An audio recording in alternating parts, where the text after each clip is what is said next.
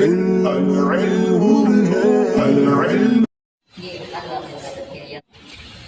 اللہ الرحمن الرحیم۔ باب الرجل یقرأ السور فی الرکعۃ الواحدہ من الفریضہ۔ الرجل اس لیے پڑھ رہے ہیں چونکہ یہ کتاب کے موافق ہے، کتاب لگا ہوا ہے نا، اور آپ چاہیں تو الرجل پڑھیں، باب مضاف ہوگا، یہ مضاف الیہ ہو جائے گا، اور الرجل پڑھیں یہ مبتدا ہو جائے گا، اور یقرأ السور اس کی خبر ہو جائے گی۔ تو الرجل بر وقت پڑھنے کی وجہ کیا ہے؟ جائز دونوں ہے، اس لیے پڑھ رہے ہیں کہ الرجل پر اعراب لگا ہوا ہے تو موافقت بھی ہو جائے گی نا۔ تو الرجل یقرأ السور، آدمی یعنی مرد کئی سورتیں پڑھے فرض نماز کی ایک رکعت میں، تو ایک رکعت میں ایک سورت پڑھے یا کئی صورتیں پڑھے یا وہ کیا کرے۔ تو آپ حضرات اس بات سے بخوبی واقف ہیں کہ نماز میں مطلقاً قرأت یہ فرض ہے، سورہ فاتحہ کا پڑھنا یہ واجب ہے۔ اب مطلقاً قرأت میں جو فقہا فرماتے ہیں کہ 3 آیت کی قرأت ہونی چاہیے کم از کم، یا ایک آیت کی قرأت کرے جو 3 آیت کے برابر ہو، اور زیادہ کے لیے کوئی حد نہیں ہے، یعنی ایک رکعت میں وہ ایک سورت کی تلاوت کرے، 2 سورتوں کی تلاوت کرے، 3 یا اس سے بھی زائد سورتوں کی تلاوت کرے، وہ کر سکتا ہے۔ لیکن اگر وہ امام ہے تو اسے چاہیے اتنی لمبی قرأت نہ کرے جو اس کے مقتدیوں پر شاق ہو، دشوار ہو، اس لیے کہ مقتدیوں میں طرح طرح کے حاجت مند، ضرورت مند، کمزور اور طاقتور سبھی ہوتے ہیں، تو ان کا لحاظ رکھنا بھی ضروری ہے۔ تو مقتدیوں کے ساتھ جب وہ نماز پڑھ رہا ہو تو متوازن قرأت کرے، سمجھ رہے ہیں نا، اور تنہا نماز پڑھ رہا ہے جتنی لمبی قرأت چاہے کرے، کوئی زیادہ قرأت کرنے میں کوئی رکاوٹ نہیں ہے۔ اخبرنا مالک اخبرنا نافع عن ابن عمر انه كان اذا صلى وحده يقرأ في الاربع جميعا من الظهر والعصر في كل ركعة بفاتحة الكتاب وسورة من القرآن۔ ہمیں خبر دی مالک نے، ہمیں خبر دی نافع نے، وہ ابن عمر سے روایت کرتے ہیں کہ وہ جب تنہا نماز پڑھتے، کون؟ حضرت عبداللہ ابن عمر جب تنہا نماز پڑھتے تو وہ ظہر اور عصر کی 4 رکعتوں میں قرأت کرتے، یقرأ فی الاربع جمیعا، چاروں میں قرأت کرتے۔ یہ چاروں کس وقت کی ہوتی؟ من الظہر والعصر، یعنی ظہر کی اور عصر کی چاروں میں وہ قرأت کرتے۔ کیا پڑھتے؟ فی کل رکعت بفاتحۃ الکتاب وسورۃ من القرآن، ہر رکعت میں سورہ فاتحہ پڑھتے اور قرآن کی کسی سورت کی تلاوت کرتے۔ وکان احیانا یقرأ بالسورتین او الثلاث فی صلاۃ الفریضہ فی الرکعۃ الواحدہ، اور وہ کبھی کبھی 2 سورتیں پڑھتے اور 3 سورتیں پڑھتے فرض نماز میں ایک رکعت میں۔ یہ فرض نماز پڑھ رہے ہوتے تو اس ایک فرض نماز کی ایک رکعت میں 2 سورتیں یا 3 سورتیں پڑھتے تھے۔ وَيَقْرَأُ فِي الرَّكْعَتَيْنِ الْأُولَيَيْنِ مِنَ الْمَغْرِبِ كَذَلِكَ، اور مغرب کی پہلی 2 رکعتوں میں اسی طرح قرأت کرتے تھے، یعنی کبھی سورہ فاتحہ کے ساتھ ایک سورت پڑھتے تھے اور کبھی سورہ فاتحہ کے ساتھ 2 سورتیں یا اس سے زیادہ پڑھ لیتے تھے۔ لیکن یہاں اس بات کا ذکر ہے کہ سورہ فاتحہ اور ایک سورت۔ تو مغرب میں کیا کرتے تھے؟ وَيَقْرَأُ فِي الرَّكْعَتَيْنِ الْأُولَيَيْنِ مِنَ الْمَغْرِبِ كَذَلِكَ بِأُمِّ الْقُرْآنِ وَسُورَةٍ، اور یوں ہی مغرب کی پہلی 2 رکعتوں میں سورہ فاتحہ اور ایک ایک سورت کی قرأت کرتے ہیں۔ تو اس سے سمجھ میں آیا کہ آدمی کم سے کم ایک سورت کی قرأت کرے، اور زیادہ سے زیادہ 2 بھی پڑھ سکتا ہے، 3 بھی پڑھ سکتا ہے۔ تو زیادہ کی طرف کوئی قید نہیں ہے جب کہ آدمی تنہا پڑھ رہا ہو، خاص طور سے نفل نماز پڑھ رہا ہو۔ لیکن اگر امام ہے وہ تو پھر زیادہ کی طرف بھی اسے لحاظ کرنا ہوگا، اتنی لمبی قرأت نہ کرے کہ مقتدی دشواری میں پڑ جائیں۔ یہ بھی معلوم ہوا کہ آخر کی جو 2 رکعتیں ہوتی ہیں اس میں بھی آدمی قرأت کرے گا، یعنی سورہ فاتحہ بھی پڑھے گا اور سورت بھی پڑھے گا۔ یہ معلوم ہو رہا ہے اس سے نا؟ اور ہم آپ کرتے کیا ہیں اور کہتے کیا ہیں کہ پہلی 2 رکعتوں میں سورہ فاتحہ کی بھی قرأت کرے گا اور سورت بھی پڑھے گا، اور آخر کی 2 رکعتوں میں، یعنی فرض کی آخر کی 2 رکعتوں میں صرف سورہ فاتحہ کی قرأت کرے اور سورت نہ ملائے۔ یہ کہتے ہیں نا، اور یہ تو خلاف معلوم ہو رہا ہے اس کے۔ تو اس تعلق سے آپ امام محمد رحمۃ اللہ علیہ قول سن لیجیے پہلے۔ قد قال محمد، امام محمد رحمۃ اللہ علیہ نے فرمایا، السنۃ ان تقرأ فی الفریضۃ فی الرکعتین الاولیین بفاتحۃ الکتاب و سورۃ۔ سنت یہ ہے کہ فرض میں پہلی 2 رکعتوں میں سورہ فاتحہ اور کسی سورت کی قرأت کرنا، یعنی آپ سورہ فاتحہ پڑھیں اور کسی سورت کی قرأت کریں پہلی 2 رکعتوں میں۔ وفی الاخرین بفاتحۃ الکتاب، اور آخر کی 2 رکعتوں میں سورہ فاتحہ کی قرأت کریں۔ وَإِن لَمْ تَقْرَأْ فِيهِمَا أَجْزَاكَ، اور اگر آپ نے ان 2 رکعتوں میں، آخر کی 2 رکعتوں میں سورہ فاتحہ کی بھی قرأت نہیں کیا تو یہ آپ کے لیے کافی ہے۔ وَإِن سَبَّحْتَ فِيهِمَا، اور اگر آپ نے ان 2 رکعتوں میں تسبیح پڑھی تو یہ بھی آپ اجزا کا آپ کے لیے کافی ہے۔ وَهُوَ قَوْلُ أَبِي حَنِيفَةَ رَحِمَهُ اللَّهُ، اور یہ امام اعظم ابو حنیفہ رحمۃ اللہ علیہ کا قول ہے۔ تو اس سے یہ معلوم ہوتا ہے کہ پہلی 2 رکعتوں میں سورہ فاتحہ کی قرأت کرنی ہے اور اس کے ساتھ کسی سورت کی بھی قرأت کرنی ہے، اور آخر کی 2 رکعتوں میں بہتر یہ ہے کہ آپ سورہ فاتحہ کی قرأت کر لیں، اور اگر آپ سورہ فاتحہ کی بھی قرأت نہیں کرتے ہیں، تسبیح کرتے ہیں، یہ بھی کافی ہے، اور خاموش کھڑے رہتے ہیں، یہ بھی کافی ہے۔ سمجھ رہے ہیں نا؟ چونکہ اس تعلق سے آثار مختلف ہیں، تو حضرت عبداللہ ابن عمر کا ایک اثر یہاں ذکر کیا گیا، تو جس سے یہ معلوم ہوتا ہے کہ آخر کی 2 رکعتوں میں بھی وہ سورت ملائے۔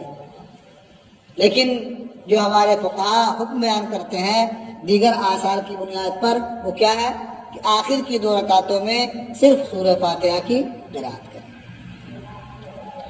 تو یہ بات ختم ہوا۔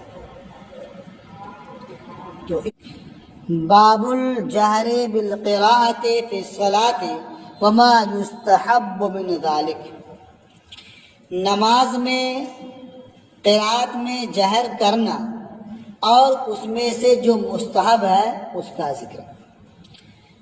مطلب بعض نمازوں میں جہری قراءت ہوتی ہے، بعض میں سری قراءت ہوتی ہے، تو جہری قراءت میں کتنی بلند آواز سے آپ کو قراءت کرنی ہے، کیا بہتر ہے؟ تو آپ جانتے ہیں کہ آپ اتنی بلند آواز سے قراءت کریں کہ جو آپ کے مقتدی ہیں وہ سن لیں، لیکن مقتدی بہت زیادہ ہیں تو انہیں سنانے کے لیے بہت چیخ چیخ کر قراءت نہیں کریں گے، تو اس میں اس بات کا لحاظ رکھنا ہوگا کہ اپنے کو امام صاحب مشقت میں نہ ڈالیں، تو اتنا آہستہ بھی نہ کریں کہ پہلی صف کے لوگ بھی نہ سن سکیں، اور اتنی تیز قراءت بھی نہ کریں کہ خود کو پریشانی میں ڈال لیں۔ وہ اپنے متوازن انداز میں وہ قراءت کریں، نہ خود تھک جائیں اور نہ ایسا ہو کہ سب کو محروم کر دیں قراءت سننے سے۔ ہے نا. اور تھوڑے لوگ ہیں تو سب سن سکتے ہیں. اور اگر اتنی آواز میں قرات کیا کہ خود بھی نہیں سن پائے تو پھر نماز ہی نہیں ہوگی. وہ قرات کیا ہی نہیں انہوں نے. سمجھا نا. سری نماز بھی نہیں ہوگی، جہری کی بات تو بہت دور کی ہے. اچھا اتنی آواز سے قرات کیا، خود تو سن لیا لیکن جو بالکل آپ کے پیچھے کا تو ابھی نہیں سن پائے، تو جب بھی جو واجب ہے وہ ادا نہیں ہوگا. جہری نماز میں جہر کرنا واجب ہے نا، تو جہر ہوا ہی نہیں. جب آپ کے پیچھے والا بھی نہیں سن پایا کہاں اعلان ہوا؟ اس لیے اتنی آواز تو ہونی چاہیے کہ جو آپ کے پیچھے کھڑے ہیں وہ سن سکیں. تو سری میں کم سے کم اتنا ہونا چاہیے خود سن لیں، اور جہری میں جو آپ کے پیچھے ہیں وہ کم سے کم سن لیں. اور سبھی لوگ سن لیں بڑی اچھی بات ہے، لیکن اس بات کا لحاظ رہے کہ سب کو سنانے کے چکر میں اپنے آپ کو مشقت میں نہ ڈال لیں. تو اس باب میں نماز کے اندر قرات میں جہر کرنے اور اس میں سے جو مستحب ہے اس کا بیان ہے.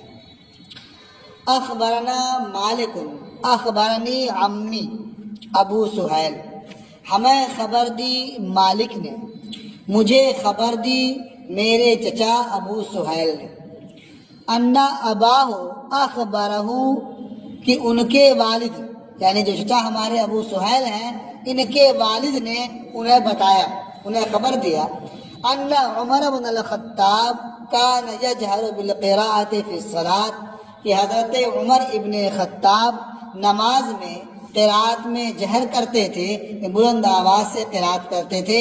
وَأَنَّهُ كَانَ يَسْمَعُ قِرَاءَةَ عمر بن الخطاب عند دار ابی جہم، اور وہ حضرت عمر ابن خطاب کی قرات ابو جہم کے گھر کے پاس سنتے تھے.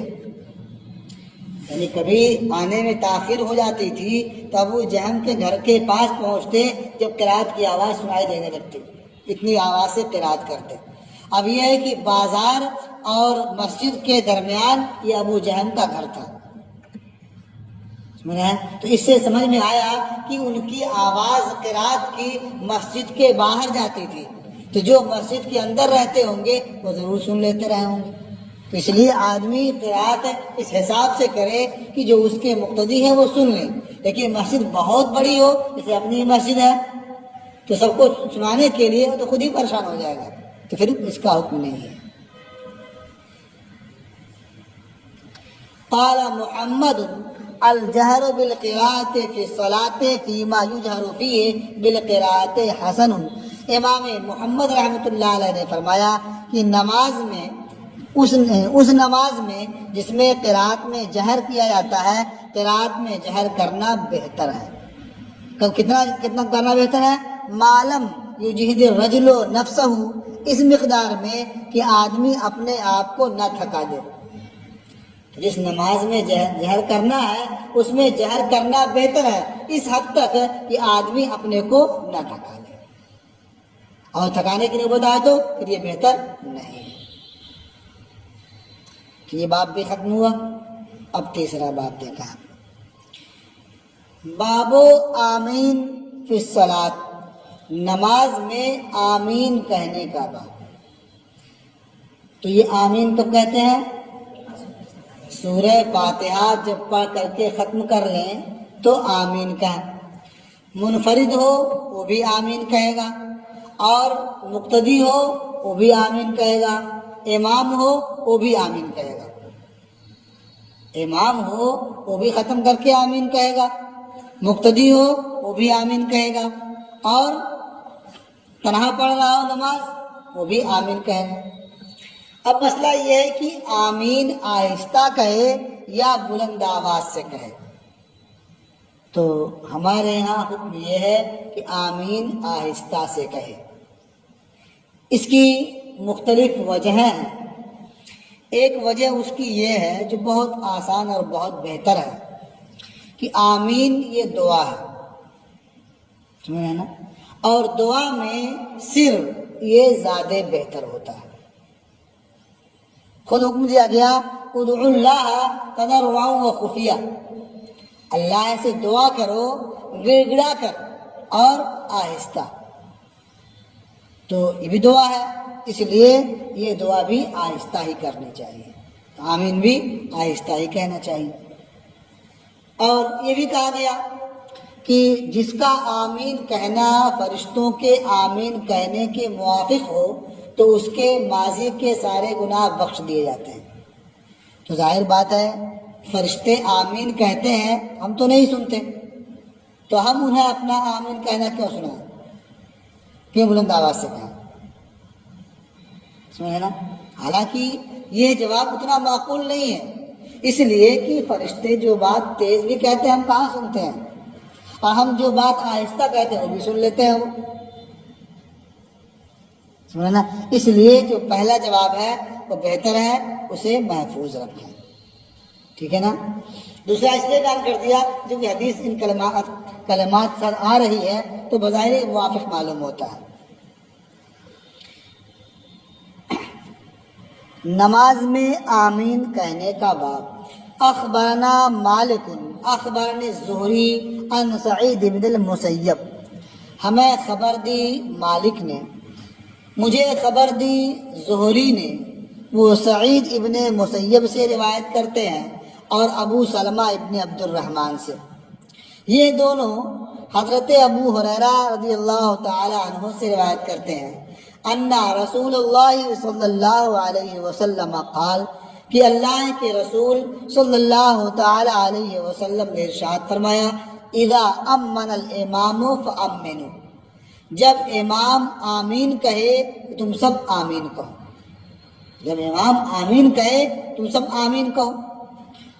فَإِنَّهُ مَنْ وَافَقَ تَأْمِينُهُ تَأْمِينَ الْمَلَائِكَةِ غُفِرَ لَهُ مَا تَقَدَّمَ مِنْ ذَنْبِهِ، کیونکہ جس کا آمین کہنا فرشتوں کے آمین کہنے کے موافق ہوگا تو اس کے گزشتہ گناہ یعنی پہلے کے گناہ بخش دیے جائیں گے۔ قال فقال ابن شہاب، یعنی امام مالک نے فرمایا کہ ابن شہاب نے فرمایا، کان النبی صلی اللہ علیہ وسلم یقول آمین، نبی کریم صلی اللہ تعالی علیہ وسلم آمین کہتے تھے۔ تو امام صاحب بھی جو آمین کہیں گے وہ بلند آواز سے آمین نہیں کہیں گے، چاہے وہ جہری نماز ہو یا سری نماز ہو، دونوں صورتوں میں وہ آہستہ آمین کہیں گے، اس لیے کہ صاف کہا گیا کہ امام چار چیزوں میں آہستگی اختیار کرے، یعنی چار چیزوں کو آہستہ کرے۔ وہ چار چیزیں کیا ہے؟ ثنا، امام ثنا پڑھے تو آہستہ پڑھے، تعوذ یعنی اعوذ باللہ پڑھے تو آہستہ پڑھے، تسمیہ بسم اللہ پڑھے تو آہستہ پڑھے، اور تامین یعنی آمین کہے تو آہستہ کہے۔ تو چار چیزوں کے لیے امام کو حکم دیا گیا کہ وہ آہستہ کرے، تو چاہے نماز سری ہو یا نماز جہری ہو، تو اب آمین بھی اسی میں سے ہے، لہذا امام بھی آمین جب کہے گا تو آہستہ کہے گا۔ تو امام جب آمین کہے تم بھی آمین کہو، جب امام آہستہ آمین کہے گا پھر جو مقتدی ہے وہ کیوں کرتے آمین کہیں گے؟ جو تیز قرات کر رہا تھا وہ آمین آہستہ کہہ رہا ہے، اور آپ تو قرات بھی نہیں کر رہے تھے تو آپ کی بلند آواز سے آمین کہیں گے، اس کا مطلب مقتدی بھی آہستہ آمین کہیں، سنا نا؟ اب یہ کہ معلوم کیسے ہوگا کہ امام صاحب آمین کہہ رہے ہیں کہ نہیں؟ کیسے معلوم ہوگا؟ ظاہر ہے ختم کرنے کے بعد آمین کہنے کا حکم ہے، جو ختم کریں گے تو وہ آمین کہیں گے، تو آپ بھی ختم کریں آمین کہیے، ان کا آمین کہنا آپ سنیں چاہے نہ سنیں۔ قال محمد وبہذا ناخذ، امام محمد رحمۃ اللہ علیہ نے فرمایا اور اسے ہم اختیار کرتے ہیں۔ ينبغي اذا فرغ الامام من ام الكتاب ان يؤمن الامام، یعنی مناسب یہ ہے کہ جب امام ام الکتاب سے فارغ ہو، یعنی سورہ فاتحہ کی قرات سے فارغ ہو تو وہ امام آمین کہیں، ان یؤمن الامام، امام آمین کہیں، وَيُؤَمِّنَ مَنْ خَلْفَهُ، اور وہ سب آمین کہیں جو امام کے پیچھے ہیں، یعنی مقتدی بھی آمین کہیں۔ وَلَا يَجْهَرُونَ بِذَلِكَ، اور آمین کہنے میں آواز بلند نہ کریں، یعنی نہ امام بلند کرے اور نہ مقتدی بلند کرے، تو آمین سب کو کہنا ہے لیکن آہستہ سے۔ فاما ابو حنیفہ، لیکن امام اعظم ابو حنیفہ رحمۃ اللہ علیہ، فقال یؤمن من خلف الامام ولا یؤمن الامام، یعنی امام اعظم نے کیا فرمایا کہ جو امام کے پیچھے ہیں وہ آمین کہیں گے اور امام آمین نہیں کہے گا، تو اس کا ذکر تو یہاں ہے۔ لیکن امام اعظم کا یہ قول بھی منقول ہے کہ جب امام آمین کہے تو تم بھی آمین کہو، تو اس سے معلوم ہوتا ہے امام بھی آمین کہے گا، سمجھا نا؟ تو حکم جو دیا جاتا ہے اسی بات کا کہ امام اعظم سے اس بارے میں دو قول ہو گئے ہیں، ایک امام کے آمین کہنے کا، ایک آمین نہ کہنے کا۔ تو اب جو حکم دیا جاتا ہے کس بات کا کہ امام آمین کہے گا، مقتدی بھی آمین کہیں گے، ٹھیک ہے؟ تو آپ جو امام ہوں گے تو آپ بھی آمین کہیں گے، اور جو آپ کے مقتدی ہوں گے یا آپ مقتدی ہوں گے تو آپ بھی آمین کہیں گے، مقتدی بھی آمین کہیں گے۔ یہ باب بھی ختم ہوا۔ اس باب میں آمین کہنے کے سلسلے میں بہت اختلاف ہے، سمجھا نا؟ شفافی بھی آمین بلند آواز سے کہتے ہیں، سمجھا نا؟ اور بھی لوگ بلند آواز سے کہتے ہیں، لیکن ہمارے یہاں بلند آواز نہیں کرنی ہے، آہستہ آمین کہنا ہے، ٹھیک ہے؟ جو شروع میں نے کہا تھا نا کہ سب کے اقوال اور ان کے دلائل اور اس اختلاف کا تذکرہ ایک تحقیقی مرحلہ ہوتا ہے، اور ابھی آپ لوگوں کے لیے بہتر کیا ہے کہ جو حدیث ہے اسے سمجھیں، یاد کریں، اور جو آپ کے اپنے مذہب کے خلاف معلوم ہو اس کا جواب سمجھیں، سمجھا نا؟ تو اس تعلق سے کچھ معلوم کرنا ہو تو معلوم کر سکتے ہیں۔